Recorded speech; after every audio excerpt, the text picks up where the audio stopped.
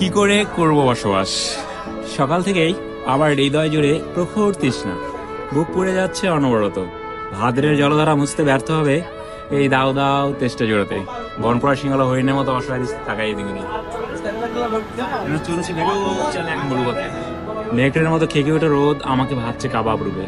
দু চোখে ক্ষুধার্ত পশুর জটর জ্বালা, পথে পড়ে তার ঘোড়ার কঙ্কাল, দুঃখ গাছের ডালে ঝুলন্ত বিজয় সাপ, বাড়িতে লুণ্ঠিত পুরো রক্ত চিহ্নময় পোশাক, আর অতিকায় মরু কাকড়া আমাকে ভয় দেখাচ্ছে। হোঁচট খেয়ে বারবার বাড়িতে মুখ তুলতে বলি। আমার চোখের তৃষ্ণা আর বুকের তৃষ্ণা এক জায়গায় আর্তনাদ করে মরা নদীর মতো। আজ তোমাকে দেখার সঙ্গেই হৃদয়ের দুকুল ছাপে যে গোটে তৃষ্ণা নিবের জলবায়ুতা। আমাদের দুজনে দুটি হাত পরস্পর চুম্বন ধারে ভাসতে দেখেছে।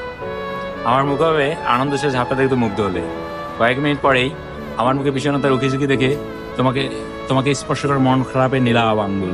তুমি আমার বিষণ্ণতার উৎস জানতে চাইলে আমি আমার অসুস্থতার কপট উচ্চারণ করি।